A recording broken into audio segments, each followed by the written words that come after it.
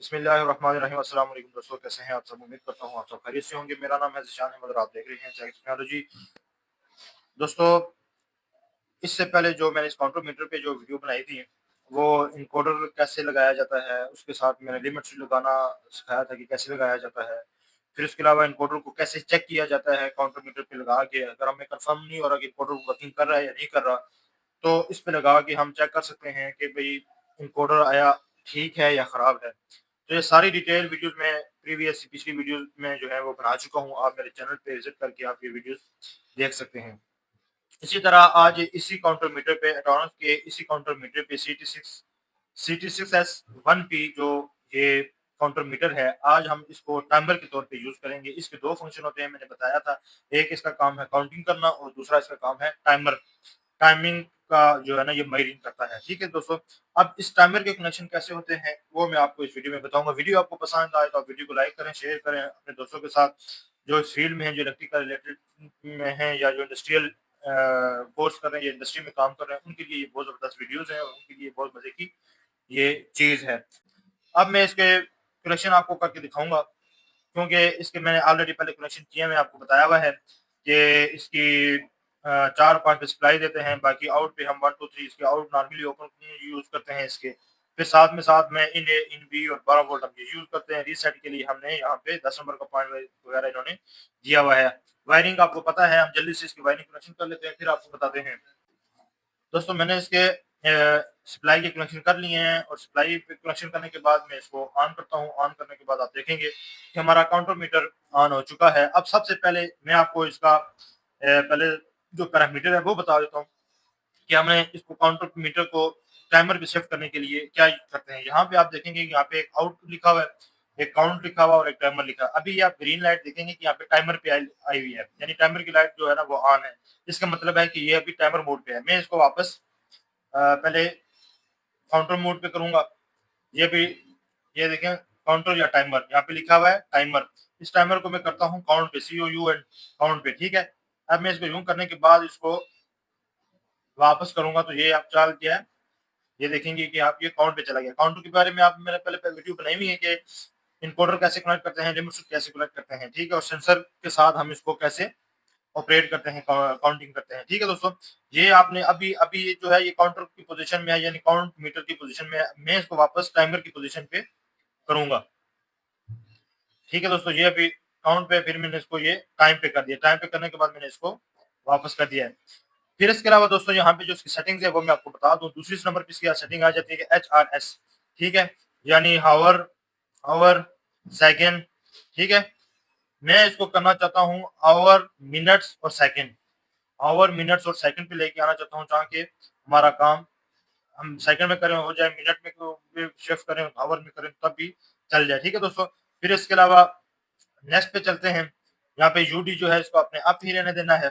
फिर इसके अलावा जो सबसे मेन जो सेटिंग है वो ये है कि आउट, ठीक है, आउट एम, ये जो लिखा हुआ है इसकी जो सेटिंग है ना, OUT आउट एम, इसकी जो सेटिंग है INT, इसके अलावा INT1 of delay, on delay, NFD1, NNTG। ठीक है दोस्तों, ये सारी सेटिंग जो है ना हमने इसको अपनी मर्जी के मुताबिक यहाँ पे करनी है।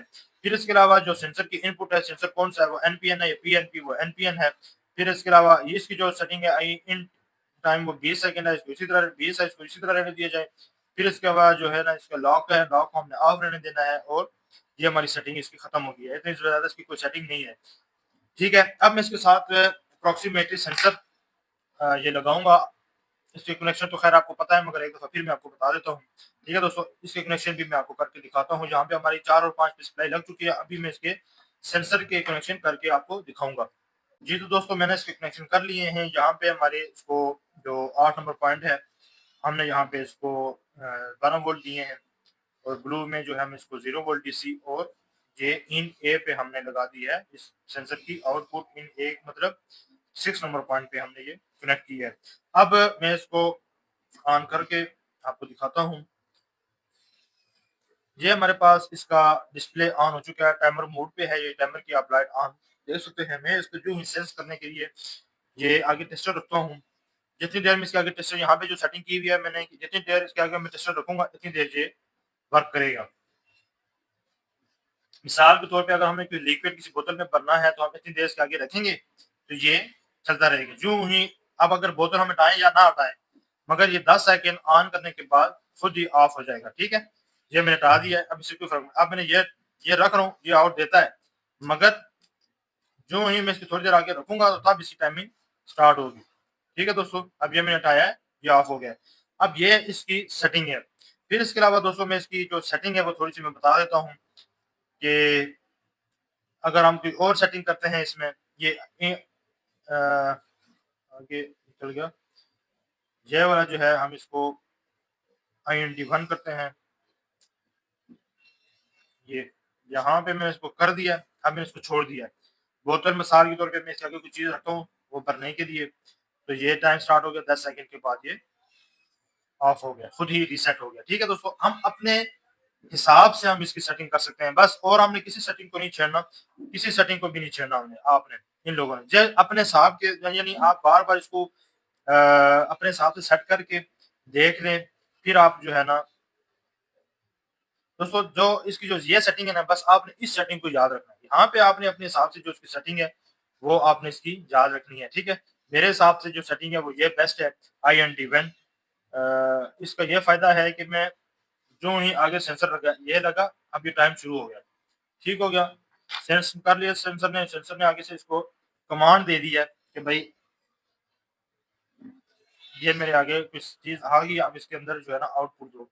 ठीक है, इसी तरह अगर मैं यहाँ पे आउटपुट के कनेक्शन भी करता हूँ तो वो भी यहाँ पे आप देख सकते हैं। यहाँ पे मैं कोई रिले लगा सकता हूँ, आउट पे कॉन्ट्रेक्टर लगा सकता हूँ, किसी भी चीज के कोई भी कनेक्शन यहाँ पे मैं कर सकता हूँ। ठीक है दोस्तों, इसके अलावा दोस्तों मैं यहाँ पे एक चीज और आपको क्लैरिफाई कर दूं कि यहाँ पे जो हमारे पास ये टाइमर है, इस तरह के हमारे पास डिजिटल टाइमर भी होते हैं। उन टाइमर को हम इन टाइमरों की स्विचिंग के लिए सिर्फ आप जब हम इनको ऑन करते हैं, जब इनकी कॉइल को सप्लाई देते हैं, तो इनके अंदर टाइम स्टॉप या स्टार्ट होना शुरू हो जाता है। ठीक है, और ये आउटपुट दे देते हैं।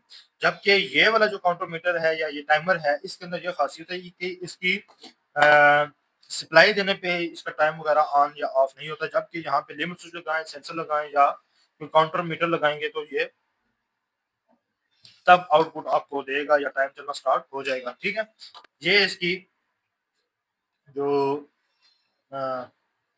ये वाले जबकि ये वाले जो टाइमर हैं, ये आपको पता है जो ही हम इनको सप्लाई देते हैं तो इनके अंदर कॉइल जब ऑपरेट होती है तो साथ में इनका टाइम चलना स्टार्ट हो जाता है। ठीक है दोस्तों, तो आज की वीडियो यहीं तक थी। उम्मीद करता हूँ वीडियो आपको पसंद आएगी। एक नई वीडियो के साथ फिर मिलूंगा, तब तक दीजिए इजाजत। अल्लाह हाफिज।